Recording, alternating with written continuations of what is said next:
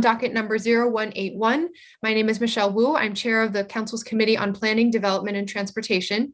I will read some disclosures and business at the beginning, and then introduce our council colleagues to give brief opening statements. Then we'll hand it over to Christian Simonelli for his presentation. Okay, in accordance with Governor Baker's March 12th, 2020 executive order modifying certain requirements of the open meeting law and relieving public bodies of certain requirements, including the requirement that public bodies conduct its meetings in a public place that is open and physically accessible to the public, the City Council will be conducting this hearing virtually.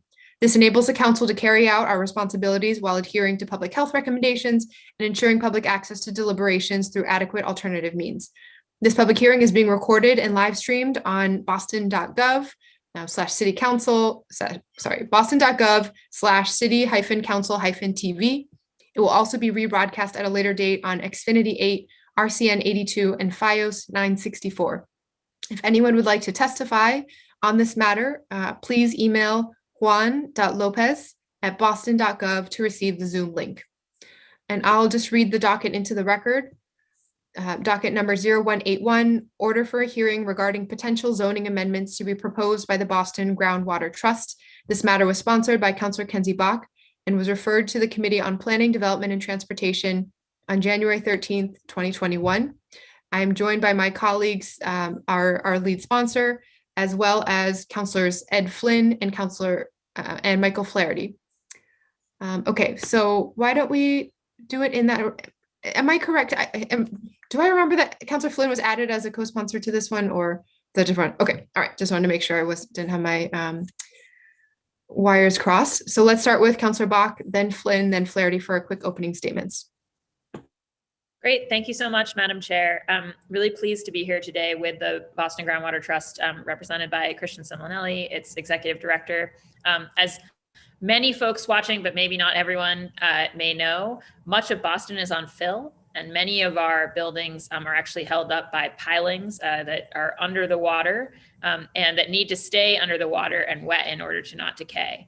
And so it's really a pretty essential piece of sort of shared infrastructure that we keep our groundwater levels healthy and robust across the city.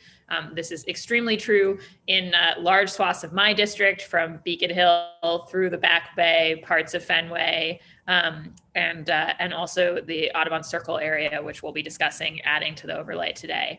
But it is true in a number of other councilors' districts as well. And it was a critical piece of making the Boston that we know and love, and stewarding that resource is a critical piece of maintaining the Boston that we know and love. So I'm really grateful that for that purpose, we have a kind of public infrastructure set up in the form of the Boston Groundwater Trust, which kind of operates somewhat at arm's length from the city and stewards this important resource. And over the years has learned a lot more about what the status of our groundwater actually is. And I think over the last few years has sort of discovered some ways in which our zoning code in regards to the groundwater conservation overlay district and other protocols should be adjusted to best maintain this stewardship. So when I heard about these details and proposed amendments from Mr. Simonelli, I thought that the best course of action would be to have a hearing like this one so that the council and our constituents across the city could really hear about the proposals from the Groundwater Trust and why they're making them, so that as we go forward in a formal process with the zoning code, it's something that everybody who has a stake in is aware of. And I just really appreciate you for holding this hearing today, Madam Chair, and all my colleagues who I know join me in thanking the Groundwater Trust for its diligent stewardship over many years, including by some of the folks we'll hear from in public testimony today. So thank you, Madam Chair. Thank you, Councilor Bach. Councilor Flynn? Thank you, Councilor Wu, and thank you to Councilor Bach for her leadership, and to you, Councilor Wu, as well for your leadership. It's good to be here with our colleagues and with Christian and with residents of downtown, of residents of the city. I held a hearing last year on groundwater related issues and Boston water and sewer related issues, and Christian was kind enough to testify. It was an informative hearing, and residents really got a lot out of it. If groundwater is not working for you and water and sewer issues are not working for you, if these quality of life issues aren't working for you in the city, nothing's working for you. So these nuts and bolts of city government are critical, and they're very important. And I just want to highlight the role you're doing, Christian. I worked with Councilor Wu on water and sewer related issues in the South End. And we have a lot of work to do. Boston's an old city, and making sure that the groundwater and water and sewer work for everybody is critical. I hope to work with Christian on bringing some of my colleagues this summer to view an installation of a groundwater sometime in the summer, and I'll make sure I keep my council colleagues updated about that plan. Again, thank you, Councilor Wu, and looking forward to this informative hearing. Thank you, Councilor Flynn. Councilor Flaherty?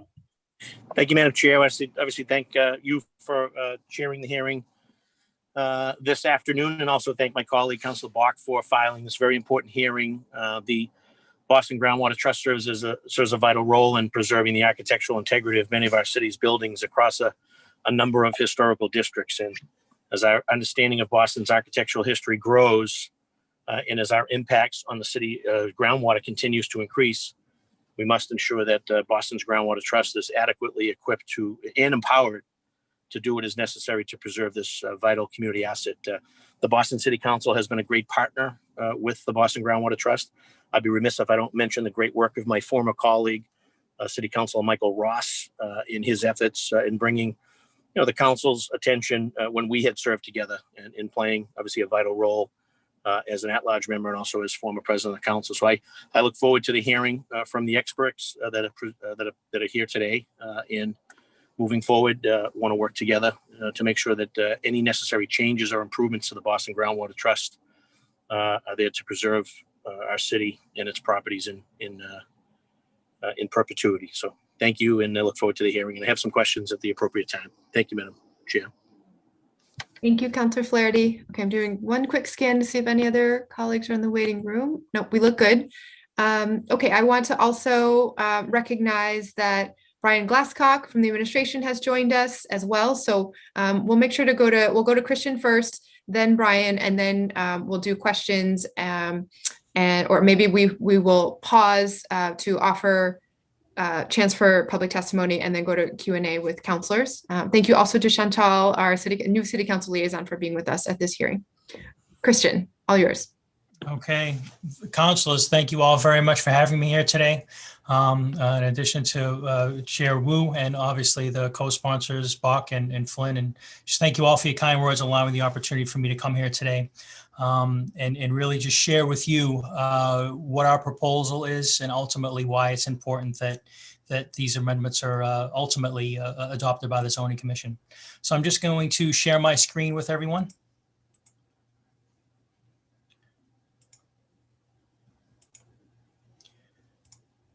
And I hope everybody can see this okay.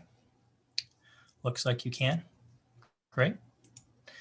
Okay, so I'm here today to discuss ultimately our proposed modifications to the existing Article 32 zoning, the Groundwater Conservation Overlay District.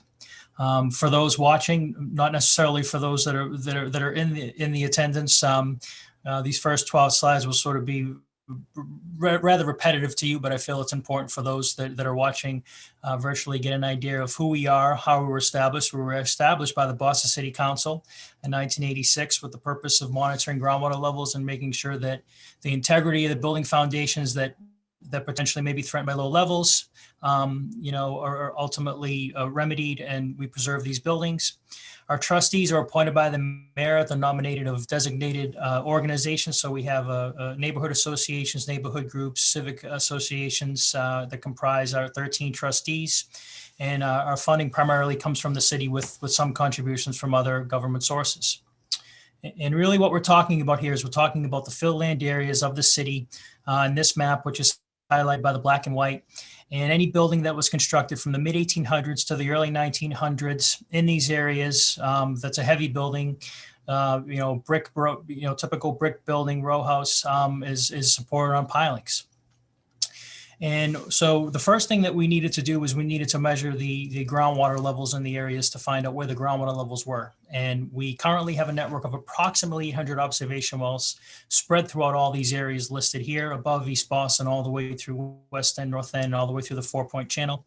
Observation well is nothing more than a PVC pipe in the ground with the bottom 10 feet perforated to allow water to percolate into that water column, and is protected by this cast iron roadway box in the sidewalk. About 6 to 8 times per year, our field engineers go out, they pop open these covers, and they take a water level measurement using this water level indicator, and it tells us how many feet below the ground surface the water is. Typically around 10 to 12 feet, depending on where you are in the city, is where the water table is. This is our monitoring area, just to give you an idea of sort of the area that we cover. Again, East Boston and North End, West End, Lower Beacon Hill. Again, all these filled land areas, all these areas that are highlighted have buildings that are supported on wood piles. So we need to have observation wells there to monitor the levels. Just to give you an idea of of our work over the years. So when I first started here in 1999, we had just under 100 observation wells. Didn't have nearly enough the coverage that we needed to get an accurate picture of the groundwater table. Over the years, our organization, the trust, and particularly our co-chairs, worked with the city and state entities and government to secure funding for observation well installations. And really, you see here from this 3-year period from 2003 to 2006 is when we built out the observation well network to where it is today, roughly, again, approximately 781 wells in the current network. On our website, we have a monitoring well data tab. Each one of these blue dots is an observation well. You can click on that blue dot and it can tell you what the elevation of the water table is. The majority of the wells on the website have about 15 years worth of data. Some of the data obviously goes back to 1999 when the original wells that we had, just under the 100 group that we had originally. So why is this important? The key here, the relationship that we're talking about, is the water table elevation remaining above the tops of the wood piles. So this graphic indicates buildings that are supported on wood piles. On the right, you see wood pile supported building, and the water table here, indicated by this upside down triangle, is above the tops of the pilings. However, to the left, you see a building that is supported on wood piles, but those wood piles are above the groundwater table. And in some cases where that's occurred, we've had buildings that have needed to be repaired through a process called underpinning. So, our sole purpose here is to document the groundwater levels where they are in relation to the pile cutoff elevations under these buildings, and make sure that the water table stays above the tops of the pilings. If not, the pilings can fail. Ideal conditions. This is just a brief narrative of what we want across the whole city. Water table here, indicated by the upside down triangle, above the tops of the wood piles. These granite blocks serve what's known as pile caps that sit on top of the piles, and then the building rests on those pile caps. Typically, depending on where you are in the city, piles can range anywhere from 15 to 35 feet in length, have a diameter of 10 inches at the top, tapered to 6 inches at the bottom. Just picture a tree trunk driven upside down into the ground with all its branches cut off. That's a wood pile. Typical building may have a couple of hundred wood piles underneath it. Larger buildings have more wood piles. Trinity Church, as an example, has over 4,500 wood piles supporting it. I want to show you this narrative here because I want to talk about the city very quickly and how it's evolved over the years. After World War II, really the city's population plummeted. There was a mass exodus to the suburbs. People got married, they got older, they started families. Believe it or not, 1970s rent for a Back Bay apartment was $204 a month, if you can believe that one. In the mid 80s, the city's population started to climb and people started to come back into the city. And the city really transformed, became a hub for education, medicine, and finance. Currently, approximately 2018, we have around 807,000 residents, and that's growing around 9,000 per year. So why is this important? At the end of the day, we're talking about buildings supported on piles, and we're talking about the property tax levy. And as anybody knows that follows the city budget, and anybody here that pays taxes knows, the net property tax levy is really the financial backbone of the city's revenue. And this is just pulled from the city's website, and their latest proposed budget has a narrative that talks about the estimated levy being around $2.26 billion, which accounts for roughly over 70% of the budgeted recurring revenues. You can see how that's increased since fiscal year 2016. A huge chunk of that revenue comes from these areas that have buildings that are supported on wood piles. Just to give you another idea, a sort of snapshot of where we are, this is a typical block, and this information was pulled from the city's parcel review assessed value of the buildings. If there was no groundwater trust monitoring groundwater levels, and groundwater levels were allowed to deteriorate to a point, we would put these buildings at risk. There would be the potential to have to underpin and repair buildings under in this area that had rotted pilings, and the cost could be $12 to $20 million or more, depending on how many buildings. Multiply that by multiple blocks in the event the groundwater was just allowed to do whatever it wanted to do, and there was nobody like the Groundwater Trust paying attention to the groundwater levels. So the purpose of the changes today, ultimately, are to make amendments to the zoning that was adopted in 2006 and last amended in 2007. The 2007 amendment added areas of the Bullfinch Triangle, the north end of the 4-Point Channel. There's no harm areas, and I'll get into the particulars of that in a little bit. Since 2007, we've compiled a lot more information on water and woodpile cutoff elevations. We know much more about where the water table is now. We know much more about the foundations now than we ever have before.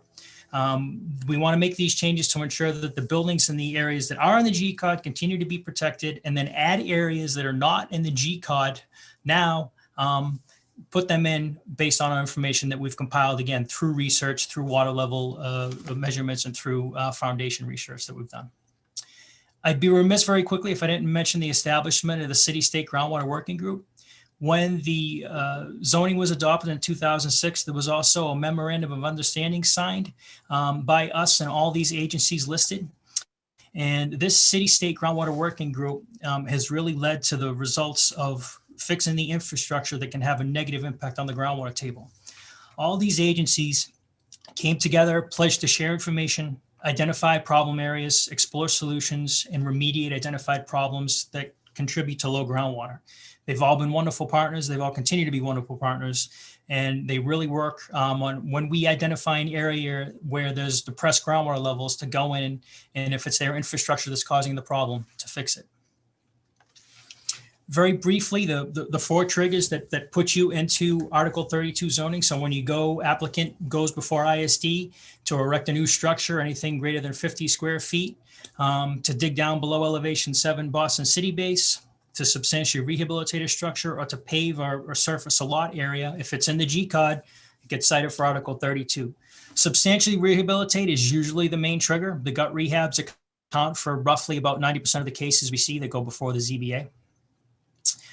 The first change that we want to make is simply update the 1-inch capture requirement. Right now, the zoning as it's articulated has a requirement that a proposed project capture the inch over the surface area of the proposed project. Okay, so basically the area of the building. We want to make sure that that coincides with water and sewers requirements, who ultimately they're the one that approved these recharge systems, to capture the area 1 inch over the area of the entire lot. So the current zoning here on the left, as indicated, is just required, is the way that it's written now in this yellow area, to design a recharge system for the building itself. We want to update it to the BWSC requirement. Our proposed change, again, to make sure the 1-inch capture is for the building and the lot for both of them. A very simple calculation here. So an applicant provides a site plan to Boston Water and Sewer. An engineered plan will have a required recharge system in it. And it's basically, the calculation is very simple. It's taking the square footage area of the entire lot, multiplying it by 1/12, and you get the cubic foot amount required to capture in 1-inch storm. Water and Sewer then issues what's called a groundwater approval letter, where they say that the applicant has met the requirement by designing a system that meets or exceeds the cubic foot requirement for the storage. And again, all these systems, the bigger systems in particular, are tied into the city's combined sewers. In the event that we have a huge rainstorm, or we have a huge, rainfall in a short amount of time, that we don't have any overflow, any flooding or anything like that that's going to negatively impact the building or abutting structures. Quickly, what's your recharge system? Well, it's definitely not this on the left. It's not the roof leaders just coming out into the street and creating, in the cold weather today, creating quite a nice ice rink. It's basically just taking the roof leaders, redirecting them to an engineered recharge system that's typically collected under the building or adjacent to the building. This particular building had perforated pipe. So again, it's just taking the roof leaders, directing them to a pipe into a structure that allows the water to percolate and recharge the groundwater table. We would also like to have language in the zoning that's currently not in the zoning to match the smart utilities policy of 1.25 inch. Right now, the BPDA has a smart utilities policy for efficiency, equity, resiliency, economic development, and innovation for the large Article 80 projects. And for projects that are at or above 100,000 square feet of floor area, it calls for the BPDA in consultation with the Boston Water and Sewer Commission to recommend 1.25 inches. So it's 0.25 inches above the 1 inch requirement. Thinking here is that the bigger footprint a building has, the more water it should be, recharging into the groundwater table. Second change, we'd like to raise the no harm threshold. So I'm going to get into a little bit more into this, but basically the existing language as it is now talks about anybody that's digging down for any occupiable space or any garage space or any construction below elevation 7 has to have a no negative impact. Basically, they have to certify to the Zoning Board of Appeals via a professional engineer's stamped letter how the construction is not going to have a negative impact on groundwater table to elevation 7 Boston City base. We want to raise that to elevation 8 Boston City base, and I'll tell you why in a couple minutes. A deep foundation like this, for example, needs to be designed and constructed to be watertight. No sump pumps, no under drains. The entire structure is completely waterproofed. That way it will not have a negative impact on the groundwater table. When an engineer designs, again, a building and they provide this no harm letter, they provide a detail about where the elevations of the basements will be, ultimately how it relates to the groundwater levels that are measured in the vicinity. But then the most important aspect here, the no negative impact statement talks about how the building will be waterproofed, not include any permanent drainage or groundwater withdrawal, and ultimately meets the requirements of Article 32. And the reason that we want to raise this no harm threshold gets back to one of the first images I showed you, where there is a relationship in some areas of the city, even in some blocks, where pile cutoff elevations are different. And the reason that they're different is that all these buildings were not constructed at the same time. So the building here on the left has higher pile cutoff elevations. And the reason that it has a higher pile cutoff elevation is that the groundwater level table at the time the buildings were constructed was probably most likely higher. The engineers knew that these piles needed to remain submerged in order for them to maintain their structural integrity. So at the time when this building was constructed on the left, the groundwater table was probably at elevation 8, which had a foot of water above the tops of the pilings. You fast forward however many years, the groundwater table, for a multitude of reasons, dropped to where it is now at elevation 6. And the building over here said, well, the engineer said, well, I'm going to have to cut off my piles a little bit lower because the groundwater table is here. Therefore, the piles need to be lower. Excuse me. In fact, if you go back and look at the building law in the early 1900s, it talks about the elevation of the piles and that they should be not cut off higher than elevation 5. But there is an exception, this wonderful exception that makes my life miserable. And it talks about the commissioner has a discretion where a higher pile cutoff may be permitted, not exceeding grade 9. So it's a 4-foot variability. So when we talk about groundwater elevations and we talk about piling cutoff elevations under a building, we really have to look at areas where the groundwater table is and in areas where we may think it's healthy. That's all under the assumption that the pile cutoff elevations are below that. In some areas, they're not. In some areas, they're a little higher. I do have a little bit of good news on that front, though. This narrative, I feel, is important because it really illustrates the push-pull that engineers had at the time, particularly the Boston Society of Civil Engineers. They talked about pile cutoff elevations and how they should be lower. And some engineers felt they should be higher. And some engineers felt that they should be lower. And wisely, they determined that, okay, we've paved over everything. So we've taken away natural recharge. We've put in sewers, drains, tunnels, deep basements, all this stuff that if it's not properly sealed and it's not acting as it should, if it leaks, it could have a negative impact on the groundwater table and draw the groundwater table down. So wisely, really, at the end here, the engineers determined, following the discovery of rotted wood piles underneath the Boston Public Library, which had to have their piles underpinned, that piles should be not cut off any higher than elevation 3 just in the back bay. Problem was by 1931, everything was built. And we started to see the use of concrete and steel. And ultimately, everything that was up, is up, and that's it. So we really have to manage the groundwater table moving forward to make sure that these sewers and drains and everything that's there doesn't leak and that we get as much water back into the ground as we can through the recharge systems. So what do we know? So we've gone through all the inspectional services records for the buildings and fill-ins areas of the city. We've gone through the building inspector reports of the Boston Public Library. We put all this data on our website. Problem is, we only found foundation information for about 22% of the buildings. So out of the 6,400 buildings roughly that we looked at, we only found information for 1,427. We're looking for the original building permit or anything that related to the foundation. In most cases, that doesn't exist. The good news is that the majority that we did find had pile cutoffs in the 4 to 5 range, which is good. The lower that number, the better. But you can see, plenty of buildings here that are above that. Thankfully, in areas where there are higher pile cutoff elevations, there are high groundwater levels that are above the tops of the pilings. So that's a good thing. I'm going to show you a graphic of that in a couple minutes. And when you go on our website, our piling cutoff and foundation information tab has a map for each neighborhood, and it talks, basically shows a graphical representation here, through the chart, a number of buildings, what we found for foundation, and what the cutoffs are. These are working documents. As we get information in about foundations, we add to these maps. So anybody that moves forward with a substantial renovation, for example, a lot of the times we'll have an engineer come out and dig a test pit, what's called a test pit, to take a look at the piles. We request that they forward us that report. And a lot of the times we're able to add to this data, which is great. We're also working with ISD to have a provision when somebody does go for a test pit or an underpinning job, that we're alerted to that. And then ultimately we would get a record of that as well. So we would have a record of the pile cutoff elevations, again, just to help to expand our database.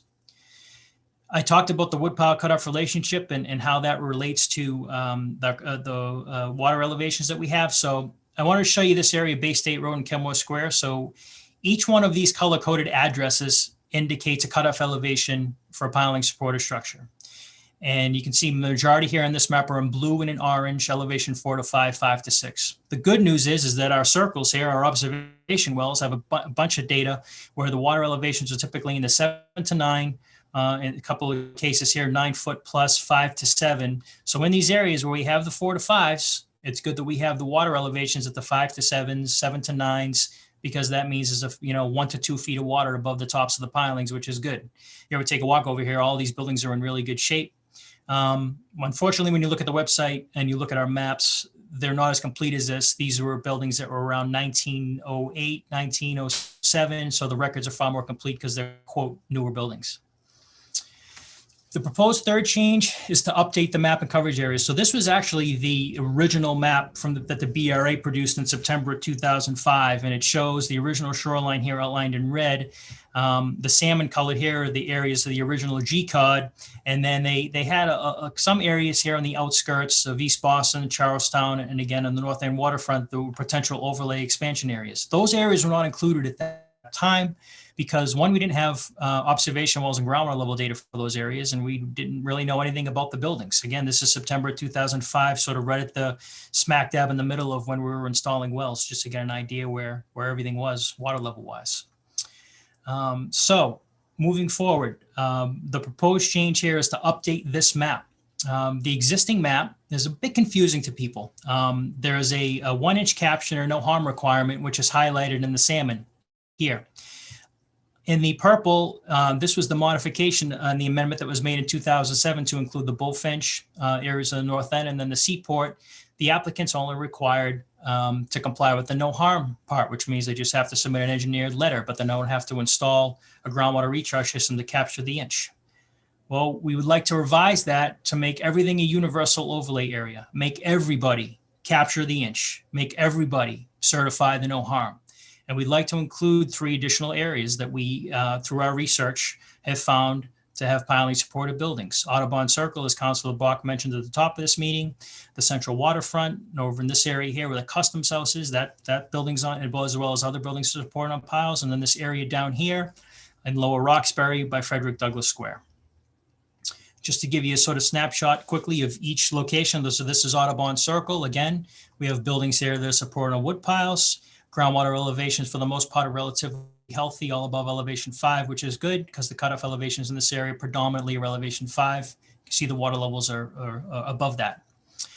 central waterfront here. You can see the coverage that we have is very limited. And we do have a spot here that's relatively low, but does fluctuate in the 4 to 5 range, which is not ideal, but sometimes it does hover above elevation 5, which is good. This area here is particularly difficult because there's a ton of infrastructure and there's a whole lot of stuff that's sort of in the way that doesn't allow us to put in observation wells. We will be getting an additional 10 observation wells, and we'll be getting about 3 here along State Street from the MBTA Aquarium project. So by the way, anybody that goes to install a groundwater observation now has to go through PIC, and if it's in the sidewalk, they have to provide us with a copy of that application. And if we decide to take the wells, ultimately, when that proponent is done with doing the work with their wells, they ultimately get turned over to us and we resume ownership of them essentially. So we will be expanding our coverage in this area. Area of Lower Roxbury down by Frederick Douglass Square. Again, a lot of buildings on wood piles, but as you can see, the groundwater elevations for the most part 5 to 7, bunch of wells very, very high, or elevation 9. This area is in groundwater table wise is in very good shape. We also want to include East Boston. So this is going to be a brand new area of zoning. The area of the Paris Flats here in particular has many buildings that are supporting wood piles. Many buildings in this area here, just to the east of the Maverick Square and the Callahan Tunnel and some of the tunnels have a bunch of buildings that are supported wood piles. Thankfully, again, the majority of the observation wells in this area are very, very high, with some very, very areas that are very, very localized and low, but don't appear to spread beyond really where they are, which is good. That's why the density of the wells is so very thick, because groundwater conditions can change over such short distances. And we need these wells, really to tell us what's going on in a particular area to help us zero on a potential, issue that may be occurring with infrastructure. You'll see that these lines are relatively linear. They're pretty definitive. You do start to rise in elevation as you go up towards Eagle Hill and you go up in elevation here. So these buildings here, they're on a hill. They're not supported on wood piles. They're basically just on granite blocks. Very important to include East Boston here, because there's a ton of development, as everybody knows, and there's a whole lot more instances where we start to see people digging down for occupiable space to not only increase the value of the building, but also to for parking. The fourth and final change ultimately is just to amend some of the language in the standards section. And really what this language will do, it will ensure that all the required documentation is submitted at the appropriate time to allow an opportunity for an abutter to review the work. So if I own a building and somebody next to me was digging down for occupiable space, underground parking, whatever it is, I would want to know and take a look at that and have the opportunity to comment and have a conversation with them. It also articulates that both subsections A and B are separately met requirements. It's not you meet the 1 inch and you meet the G card and that's it. It's you meet the 1 inch and you meet the no harm requirement of the G card. So there's two things that you need to satisfy to meet the zoning: 1 inch capture and the no harm. Just to review the changes, so we want to update the 1 inch capture requirement to make sure the language specifically stipulates that it's 1 inch over the entire area of the lot. Raise the no harm threshold from elevation 7 to 8, again, to help protect those buildings that have high power cutoff elevations. Make everything a universal overlay area, both 1 inch capture and both no harm. Include those areas of Audubon Circle, Central Waterfront, Lower Roxbury, and sections of East Boston. And finally, the amendment to that standard section, again, ensure that all the requirement documentation is submitted at the appropriate time and articulates that both subsections A and B are separately met requirements. I'm going to turn it back over to the chair and stop sharing my screen. Thank you very much, Christian. We always appreciate you and learn so much. I've enjoyed getting to see your presentations grow in scope and advocacy over the years. So thank you. We're really lucky to have you. Okay, let's hop over to Brian Glasscock to weigh in, and then we'll circle to our residents and community leaders, and then to counselors for questions. Thank you, Councilor Wu. I'll be really super brief here because Christian's presentation, I've seen it, numerous times, and I get something new out of it every time. But he did remind me this time when that I was in fact in the Environment Department in 1986 when this whole thing got started. So I feel especially old now. Thank you, Christian.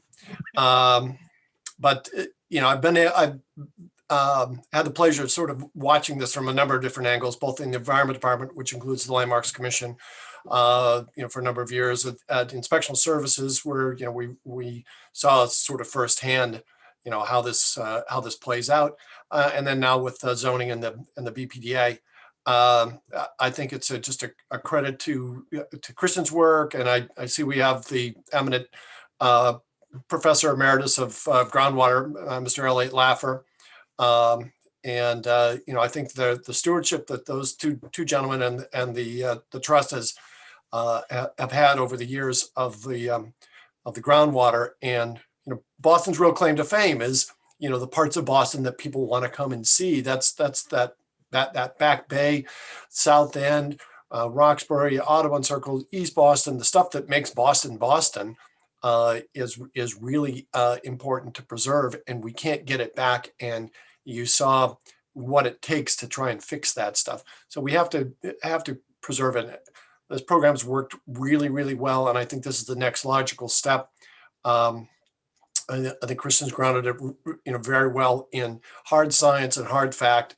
The monitoring wells are really, the sort of our almost like a medical device. It's telling us the health of the city. And this also has the bonus value of keeping stormwater out of the stormwater system, and it helps reduce the burden on our sewer system, both Deer Island, as well as the stormwater overflows that go into our rivers and streams and into the harbor. And so it's kind of a win-win. But I'll leave it at that, because I expect there would be a number of questions. Thank you very much. We'll go now to, is that okay from our lead sponsor if we go to Elliot and Stephen? Okay, perfect. Elliot. Thank you, Chairman Wu. Thank you, councilors, for listening. Thank you, Christian, for presenting. As Brian mentioned, in addition, I'm Elliot Laffer. I'm the chair of the Neighborhood Association of Back Bay, and also, I guess, the emeritus holder of Christian's exalted throne. And I was in that role when the GCOD was originally adopted. I would point out, actually, the GCOD grew out of work that NAB had presented even earlier, looking for protections, not so much the recharge part, which came later, and which everybody kind of focused on because it affected every project, but the no harm part, which is really the original driver. People started doing work in Back Bay where values escalated sooner than they did in some parts of the city, and there was a desire for either living space or garage space, or in some cases other kinds of below ground uses, and that caused impacts on adjacent neighbors' pilings as people dug down. And so the idea was, let's make folks show that they won't cause harm, and that the first notice that a neighbor gets shouldn't be when somebody shows up and starts digging next to his house. That was ultimately adopted by the then BRA into a zoning proposal. The recharge part was added late in that proposal, and it's all worked, I think, remarkably well. The Board of Appeals has been really responsive. There have been very, very few variances. Developers and engineers have learned that this is the system to follow, and I think it has benefited the city enormously. So I'm here to support the request that the Groundwater Trust is making, and I want to specifically lay out a couple of reasons. One, the change to whole lot coverage effectively puts no burden on anybody, because Water and Sewer has been making them do whole lot coverage from day one. It's a change in the law, but it's not a change in what they've had to do. Certainly, adding in the smart resiliency requirement for larger projects makes a whole lot of sense. Sounds like, well, it's only another 1/4 of an inch. It's 25% more water, and that's certainly a plus. raising that no harm threshold, again, is a safety factor. As Christian said, the 3/4 of the buildings that are on wood pilings, the Groundwater Trust has no idea where the pilings are cut off, or guesses. I shouldn't say have no idea, they have a guess. But we know of buildings in the Back Bay from back when I was doing this, where the same building had pilings cut off at 3 different elevations. And some were below this elevation 8 level, and some were above it, or below 5 and above 5. So it's really challenging, and putting in a better safety factor is certainly going to be helpful there. The expansion to other neighborhoods is, I think, really important as an equity issue, among other things. These are neighborhoods where many of the people live in buildings that are more affordable, and that can be put at risk if there's damage to their pilings. And you know, in the olden days, the 1970s, for people who are even older than Brian, there were buildings that were taken down in the Fenway because they had piling damage, and the piling damage, fixing the piling damage, would cost more than the buildings were worth. That won't happen in a neighborhood like Back Bay now, because even if you said, well, you got to spend $300,000, somebody's, the building's worth $3 million, I'll fix it. If you have $300,000 damage to a building in Lower Roxbury or in East Boston that's affordable housing, you'll lose the building. And so equity says we should expand this to every place where this is an issue. And in a world where I think and hope that we are looking more to address those issues of equity over the last few years, particularly over the last year, this becomes an important plus. The process piece is important because right now, and I will take full blame, we won't blame Christian for any of this because we started this routine when I was in executive director. We let people tell us, even after they got to the Board of Appeals, just show us that you're getting your no harm, your not so much no harm, but the recharge letter from Water and Sewer. And that doesn't let neighbors know what's going on. So this is really an effort to bring the GCOD back to what it was supposed to be, which is a warning device for neighbors and an ability for neighbors to weigh in. So a very, very well thought out plan. And I am pleased and proud to support it 100% with my current hat and even my old hat. Thank you very much, Elliot. Stephen? Thank you very much. I'm Stephen Sayers, and I'm a resident of the Back Bay. I just want to note that Elliot Laffer was speaking as chair of the Neighborhood Association of the Back Bay. And he also, I believe, has submitted a letter to you, Chair Wu, in support of these proposed amendments. And that the chair of our Groundwater Committee, Tim Mitchell, also has submitted an email in support of these proposed amendments. And as an individual, I would just like to say I strongly support these amendments as well, and I'm gratified that the Boston Groundwater Trust, Christian, and the Boston City Council are taking this matter so seriously, because our whole future of all of our structures depends so heavily upon it. I would like to ask one question, however, if I may. I know that Christian said that we had something more than 600, I believe, observation wells by 2006. And that by the year 2021, we had only added fewer than 200 observation wells during that time period. I'm wondering if he could tell us how many more observation wells he thinks the Boston Groundwater Trust will need over the next 5 or 10 years, and in what particular areas of the city are in most need of those wells. And that's all I have. Thank you so much. Thank you. Perfect transition to questions. So why don't we just start with that one as the first one, and then we'll go back to the order of counselors as before.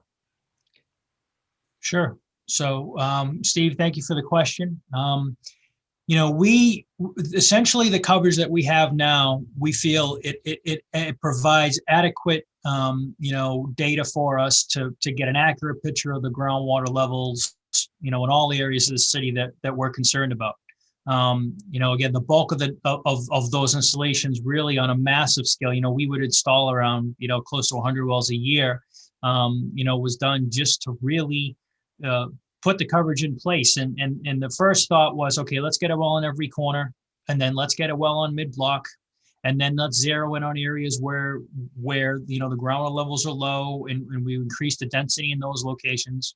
And now we're really sort of more in a maintenance phase where we're replacing, every couple of years we're going out installing wells that have either been destroyed inadvertently or that simply just don't work anymore because they're too old, and we're replacing them. So I think the number that we have ultimately is enough. I don't see us needing another 100 or so wells, but we're really in that sort of, we've built the house, now we're just essentially just maintaining it. Thank you. Councillor Bach, over to you.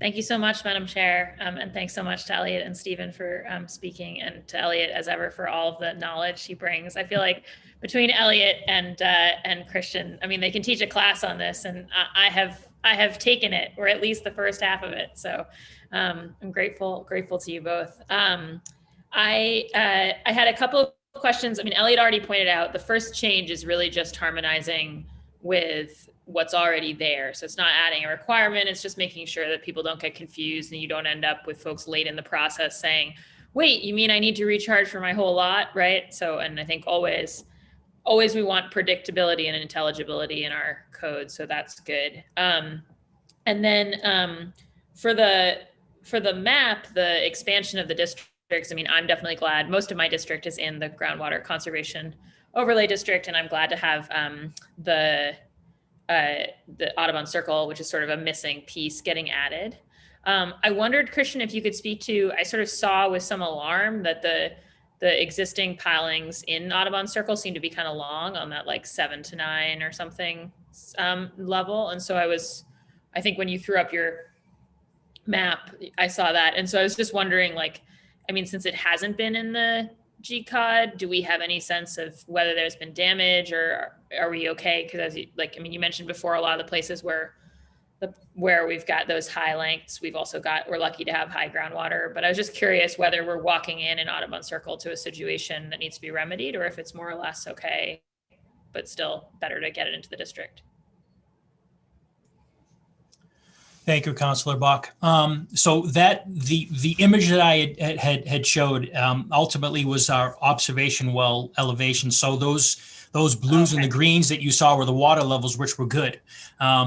According to the data that we've compiled from the foundation standpoint, there some buildings are on wood piles that are cut off around elevation 5, with a fair number of buildings on concrete. So that area overall is in pretty good shape. Cutoff elevation wise and groundwater level wise. So I don't necessarily see that as an area that all of a sudden is may potentially have an issue. As your office knows, there's quite a bit of development that's scheduled for I think right on the fringe there of sort of where the G-cod is, and it's sort of on the other side of the boundary outside of the G-cod. I think there's a big proposal there for a building that proposes 3 levels of underground parking. So that's really the stuff that we need to watch out for. And again, I do need to highlight, not only in this area, but also in other areas, we are starting to see people install, below grade parking, where they're getting pretty fancy with these mechanical lift systems. And if people want to have their cars or they simply need their cars and they have the means to do it, they'll dig down for 2 or 3 levels of, for 2 or 3 room for 2 or 3 vehicles. And I'm starting to see that a lot more. I've started to see that, really over the past 3-4 years, where I say, wow, really, you're really going to do that? And oh yeah, it's like nothing. So yeah, I mean, I think that in areas, particularly the residential areas, it's really important, and Audubon Circle is one of those spots. Sorry, I muted myself.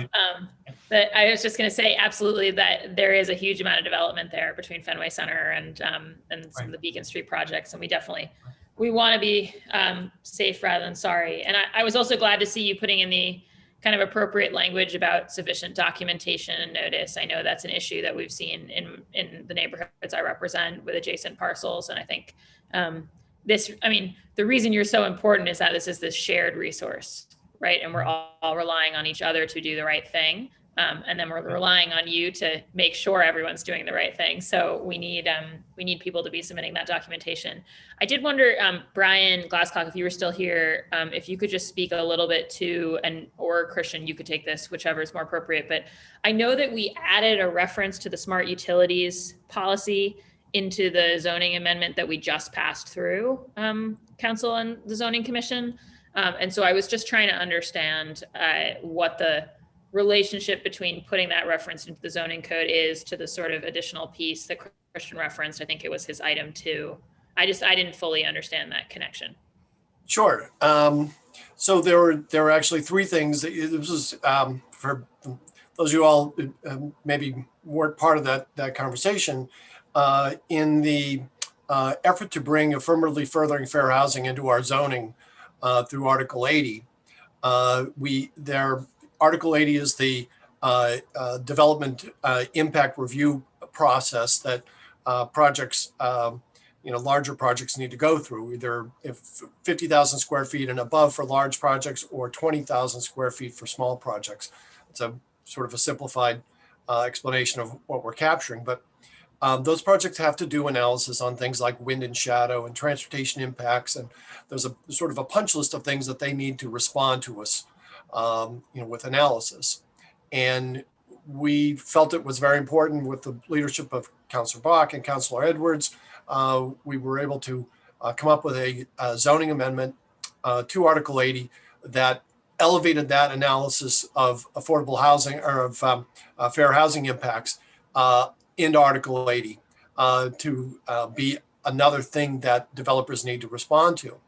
And we felt it was important at that time to take 2 other things that existed on a policy level and actually bring them into the Article 80 analysis. One of those was the handicap accessibility, the disabilities access analysis. There's a checklist that the Disabilities Commission and the BPDA have been requiring of developers, but it wasn't formally part of the Article 80 review process. And the other one was the smart utilities checklist. And Christian, recited some of the things that is trying to get at, particularly around the issue of making sure we don't tear up our streets over and over and over again when we're doing these development projects. And so requiring developers to explain to us how they will incorporate smart utilities technologies in their development. And one of those pieces, and by smart utilities, we mean telecommunications, fiber optics and things like that, as well as electric utilities, gas, water and sewer, and then stormwater.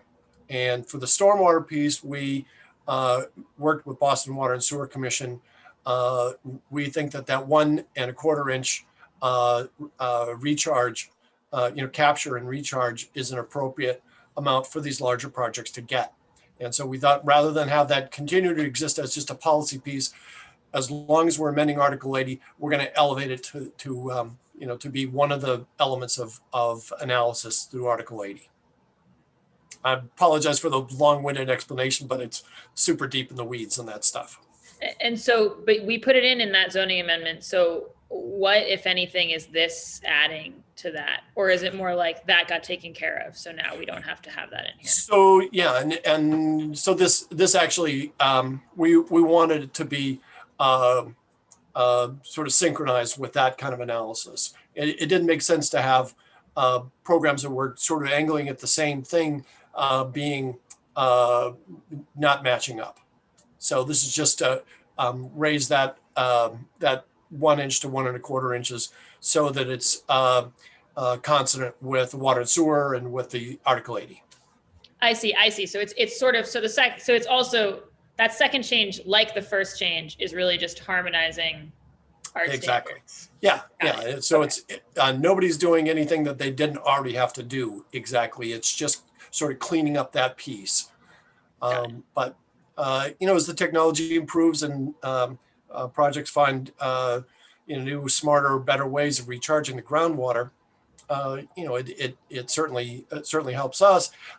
Adds a little bit of a buffer for potential climate change impacts. We think a lot about flooding and these big storm events, but as we're seeing in places like Texas right now, climate change takes a variety of forms, and we could very easily be talking about protracted drought. And so capturing that, rainwater and recharging our groundwater rather than sending it out to Deer Island and paying money to have it treated, it seems like a good policy. Great, thank you. Okay, I sent a note to Counselor Bach. I'm so sorry due to a scheduling conflict on my end. I am virtually passing the gavel over to the lead sponsor here to wrap up the rest of the hearing. I'm just wanted to add my gratitude to everyone here. I have been the beneficiary of some of these classes and lessons early on. Looking forward to making sure that in my capacity as chair, we're doing what we can to keep advancing this with the lead sponsor and everyone here. Thank you, everyone. Thank you. Thank you so much, Counselor Wu. Thank you. I'll go next to Counselor Flynn. Counselor Flynn, you have the floor. Thank you. Thank you, Chair Bach, and again, thank you to Councilor Wu as well. It's good to see Elliot here, and he's a wealth of information. So I want to thank Elliot. And as I mentioned earlier, this issue represents most of my district. So the more I'm exposed to this issue, the better city councilor I am for my district. So these hearings are critical, and they're very helpful to me because they're very knowledgeable. So I want to say thank you to you, Christian, and to Elliot as well. So my question, Christian, to start off is, I know you're doing some more work in the Wharf District area. Can you tell me specifically what you're planning to do on doing, and also tell me about the communication you're going to do with the residents about how you're going to tackle this problem, how you're going to work with the community groups, and what do they need to do to prepare for this as well? Sure. Thank you, Counselor. So really, not only just the Wharf area, but other areas of the city that are going to be either modified or simply added. I've reached out to those neighborhood groups. Particularly, I spoke to the Audubon Circle Neighborhood Association back in January. They were very supportive with the help of Councilor Bach. I'm hoping to work with you and your city councilors to reach out to the additional neighborhoods that are going to be affected by this 4-point channel, for example. I've had lengthy discussions with Councilor Edwards since East Boston is going to be totally new for everybody. I've coordinated with, I believe so far, 2 civic associations over there to go before their groups to speak to them, to talk about, hey, this is what's coming down the pipeline. Equally important, and I didn't mention this in the presentation, but this is something that we've taken our time with to make sure that we've gotten this right. We've coordinated early on with inspectional services and the Boston Water and Sewer Commission, because they're the ones ultimately that are approving this stuff. And to make sure that we got it right, that we have the numbers right, that we have the areas right, most importantly. And in addition to speaking to all those people, it also makes sense for me, and I've reached out to some of my contacts that I have at the ZBA, the attorneys that represent these clients. These are the ones that are coming forward to the ZBA. They're the ones that need to know about this stuff. A lot of them, are familiar with just seeing me there by face and say, oh yeah, that's a groundwater guy. But particularly for the people in East Boston, now that it affects them, well, how does it affect them? So really, just continuing to do that. And public outreach is obviously part of my job, and I continue to do that. But I think, really helping get the word out, with your help, the city councilors' help, the neighborhood associations, and is really the way to go to let people know, hey, this is coming, this is why it's important. And, we obviously took our time too. We don't want to surprise anybody, overnight and say, I have to do what? What do you mean? So again, I just think that, it's really helpful to get let people know that it's coming, and we'll continue to do that. And as my predecessor used to say, and I followed suit, I'll speak to anybody, anywhere. Spoken like a true politician. Right.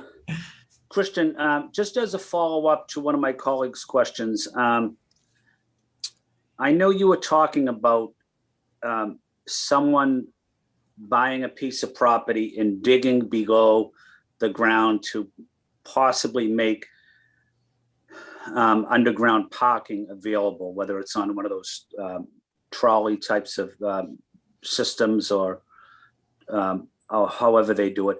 But if you're building going underground,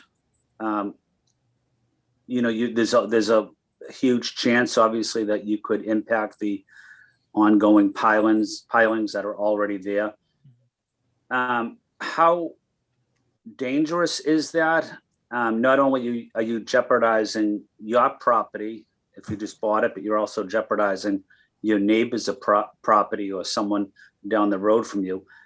What steps is the city of Boston taking to prevent such a tragedy really from happening underground? I mean, really, the companies and the engineering firms that are designing these systems and ultimately overseeing the installation, we work with the majority of them. They're very competent. Ultimately, it's up to ISD when the applicant goes before to obtain a building permit that they supply all the necessary and required documentation. But taking a step back a little bit, even before they go to inspectional services, we typically get alerted to say, hey, we're going to be doing this, and we just wanted to let you know, and this is what we're proposing. And a very significant, very important portion of that sort of whole process is when the proponent, even before they commence their work, for example, they are required to put together a groundwater monitoring plan. So in addition to our work of going out and reading all the wells, anybody that's going to dig down for underground parking or put up a building, it's in an area, the GCOD, where we have observation wells, we work with them to say, okay, you're going to be doing this work. We select a series of, maybe 3 or 4 observation wells in the immediate vicinity. They're required to manually read those wells. Their engineer is required to manually read those wells and report that data to us on a weekly basis. So what that does is, in addition to us coming out every, 5 to 6 weeks and getting sort of that snapshot of what the groundwater levels are doing, it provides really a week by week data set to say, okay, this is what they're doing and how it's not having a negative impact on the groundwater levels. When they start dewatering, which the deeper properties have to dewater, all that's documented. There's a permit that's applied for from the MWRA that we get a copy of. We get alerted to that. So when they start to dewater, we're notified. So there are provisions in place to protect their building and the abutting structures, but also in the event that something goes awry, if all of a sudden the groundwater levels drop, they're required to stop and figure out, okay, why all of a sudden this work that we're doing last week, all of a sudden now is having a negative impact this week. What's going on? What happened? Most of the deep buildings, most of the bigger buildings and deeper excavations are going to install what's called steel sheeting, around the excavation, which basically gets driven through that soil and that fill that was dumped into the clay layer. And basically they work in like their own little dry bathtub, and they keep the groundwater on the outside high. So they're working in their own little dry area.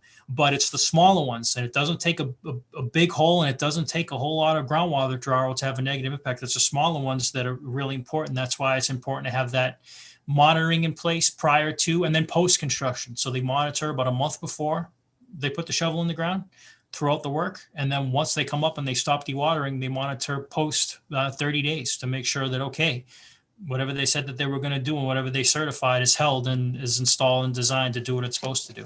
So it's obviously very tedious work, but we do have a good relationship with the engineers that do this stuff, and we continue to work with them to make sure that it can have only a positive impact and not have any issues at all. I think you may be, thinking of that nightmare scenario in the South End a couple of years ago where the two workers had died, there, and there was a whole issue with shoring, and that utility work was just awful. Thankfully we've never had anything like that, and hopefully we never do. Yeah, that was my big concern, Christian, is someone digging below the ground. It's dark down there, and maybe some of the blueprints are not 100% accurate, as they could have been blueprints from 100 years ago. Or right. I'm just concerned if someone hits a piling, by accident during this construction phase of working to get a parking spot in. It would have a ripple effect. But I mean, I don't need an answer now, but I just want to make sure that we factor in public safety, we factor in evacuation, we factor in notification, and proper responses from city agencies in response to such a situation, that if that type of case did ever happen, that we would have a plan already to go to respond to it. Just something to think about. But again, just want to say thank you to Christian. I wanted to say thank you to Brian, who gave great testimony, and Elliot as well, and Councilor Bach. This is a tremendous program. Since 1986, the City Council and the Flynn administration worked on this issue. So right. want to say thank you to everybody, and thank you, Councilor Bach. Thank you so much, Councilor Flynn. Next up is Councilor Flaherty. Thank you, Madam Chair, and hopefully Councilor Flaherty. great reception up until a couple bear with me. If for some reason that you lose me, but we're having a tough time hearing you. You slowed down. no problem. Yeah, I had. Thank you, Madam Chair. I had great reception. Councilor Flaherty, we can't make you out right now. A couple of minutes ago. Can you hear me clearly? No. Can you hear me clearly? Oh yeah, that's better. Say something else. That's a little better. All right. Yeah, that's totally better. I had great. I had great reception. Yeah. I had great reception up till a few minutes ago. But thank you, obviously, Madam Chair, for taking over and for sponsoring, and obviously to our panelists and to the resident and community experts on this as well. Just two quick questions. One was that it had been discussed that parts of the city with wood pilings that are not currently protected under the Groundwater Conservation Overlay District. And I just want to make sure that we've cast the widest net under the, necessary under the protection of the GCOD. I want to make sure that all additional areas have been identified. And to the extent that we're talking about missing pieces, that's the first question. And the second question I'll get in so I can listen to the answer, given the reception's crazy, is recently there was some excavation work done in South Boston that breached the water table, causing damage to a number of abutting properties and put their foundations at risk. So the question I have is, do we think that we need some form of stronger enforcement to prevent instances like this from ever occurring? And that's it. Thank you, Madam Chair and sponsor. Great. Thank you, Councilor Flaherty. Christian? Sure. So thank you, Councilor Flaherty, for your comments, questions. We feel, very confident that these changes will cast the appropriate net and cover the areas that have buildings that are supported on wood piles.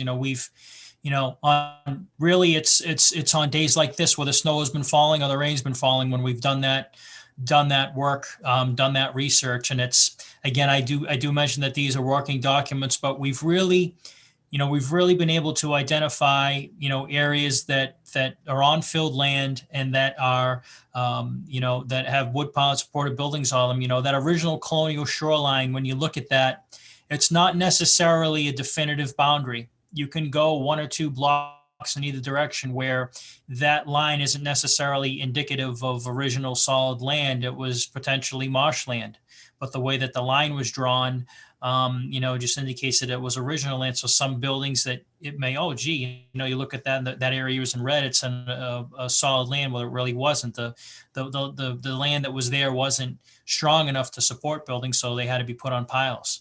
I'm not aware of the instance in South Boston that you mentioned. Is that, you said that was something recent.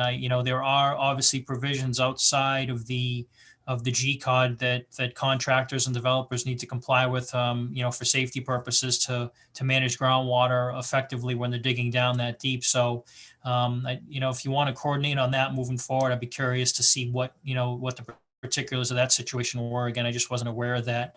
South Boston, for the most part, that we found in our research is mostly wood frame buildings, and they're older buildings, so they're not necessarily piling supported. Even though that's a filled land area, a lot of those just sit on concrete or on the soil. So, but more than happy to coordinate and have a discussion moving forward about that. And this is we're sort of in the process of proposing these amendments and obviously having this discussion, and now's the time to do that. And if anything that we discover that through our conversation that might particularly need to be amended, more than happy to to do that. Thank you very much. Thank you. Great. Thank you so much, Councilor Flaherty. Christian, I have one more question, and it's really, it's something of a curiosity question going back to my childhood. I grew up in Bay Village, which is, of course, the hints in the name, like the Back Bay, filled in. And grew up right on the edge of the Mass Pike. And I've always found myself wondering, I mean, obviously we're talking here about maintaining, to a certain feet level with groundwater, but the Mass Pike has always struck me as a potential major sluice right in the middle of everything. And so presumably it holds up remarkably well, or else we would, be losing our groundwater levels all the time. But I was just sort of curious. I found myself wondering about that piece of infrastructure, specifically when you were showing Audubon Circle, which of course backs right up onto it, and was kind of curious what long-term measures, whether we've ever had an issue there, what long-term measures have been taken to make sure we don't have an issue, kind of how to think about that major piece of federal infrastructure that runs through the center of the city. Yeah, great question. That was actually has been addressed, and it's an ongoing discussion that we have in the City-State Groundwater Working Group. So the Department of Transportation there, they actually, for the first time, I think at the time in about 60 years, they inspected a 54-inch turnpike drain line that really ran parallel to Bay Village and Back Bay Station, and through about 3 blocks they inspected it. And at the time, what they found was the seals between the joints of the pipe were compromised and were causing some groundwater withdrawal. And that's solely through the city-state efforts of the city-state with us saying, hey, the water table's low here. Why is it low? And people going to look. They went to look. They fixed and they sealed the leaks, and the groundwater levels came up about 1.5 to 2 feet, and they stayed up. So yeah, I mean, we always definitely in the city-state look at the big stuff first, the deepest stuff first. John Sullivan will tell you, and everybody at that group will tell you, you deal with the stuff that's the lowest first, and then you work your way up until you find what potentially the source may be. So yeah, that was addressed, and it really, just getting back to what Brian had said about the sort of the warning system. That's what the benefit of the well network is to, be that, I like to use the phrase, the canary in the coal mine, to say, hey, all of a sudden these dropped, or these are low. Why are they low? And again, I can't highlight the City-State Groundwater Working Group enough. And, Chief Cook is a chair of that, as well as, Undersecretary Dan Seeger from the state side, they're responsible for getting the group to come together to just critically think and look at their stuff. But yeah, I mean, that's ongoing. And again, who knows if that drain line would have ever been looked at if it wasn't I'm sure it would have at some point in time, but, not with the urgency, without the City-State Groundwater Working Group. Okay, well, that's great to know about, and certainly something I'll keep on my radar screen, since we've got the pike running right through the middle of my district, obviously. Right. But it sounds like sort of we've got a good apparatus in place, and that's not something where where we need a different regulatory regime right now. No, I mean, I think if there's one thing maybe that the city and the state might want to look at is maybe potentially sort of memorializing that MOU that was signed by all the entities and us, in 2005. That's simply a memorandum of understanding. But I know I know, that Elliot had some discussions early on about sort of getting the agencies together and perhaps doing something to make it a little bit more permanent. Maybe, some type of statute, or I'm not sure how you would go about it, and it was file a home rule petition or something like that, because it's a quasi, city state agency. But I think that's something that, that would just further strengthen and enforce, the need to have a body like that, and the need to make it permanent, I think would be, something that we potentially could look at and have a discussion about. Okay, great. Yeah, that's something I'd love to be part of a discussion about, but it sounds like probably wouldn't be a zoning code change, so not Right. sort of for this raft of things. Right. Great. Well, I think those are all my questions. And I really want to thank both you and Brian for being here with us today, and Elliot and Stephen for the public testimony, and my colleagues, Councillor Wu for chairing, and Councillor Flaherty and Councillor Flynn for joining us as well. I'm hopeful that having this hearing will enable us to kind of get all these changes out there for the public, so that anybody who's curious can watch the recording and learn about it. And of course, send comments, questions to Christian at the Groundwater Trust, to us at the council, and just because as you say, Christian, these have sort of been long worked over by a number of people, and we're, I think they're good, sensible changes, and we're trying to do them all very much in the public eye, so that everybody knows what's coming. So I was grateful to you for talking to Audubon Circle in my district about this, and stand ready to help with any other stakeholders who you might want to meet with. So thank you all. And Sir, can I yes. just quickly mention, because I've neglected this before, but process-wise, Yes. this would need to go to the BPDA board. We're tentatively scheduled to go to the March board meeting, which I believe is Thursday, March 11th. And then tentatively scheduled, then if the board recommends, so it would then go to the zoning commission in April, which is, I believe, Wednesday, April 7th. A lot of dates floating around my mind, but those are the two dates, sort of critical dates. So appreciate you, helping to make the public more aware of this. It's one of those things that operates in the background, and you probably would never know anything about it, which is great, because it means those guys are doing everything right. If buildings were falling down, everybody would know about this, and there would be a lot to answer for. So I think they're doing a great job on it. I appreciate the chance to get the word out. No, thank you so much. And thank you, Brian. Yes, that note about process is really helpful. So yeah, next stop is the BPDA board, and then the zoning commission. And anybody who, and I know, Christian, you've been holding some public meetings, right? Sort of around and about with stakeholder groups.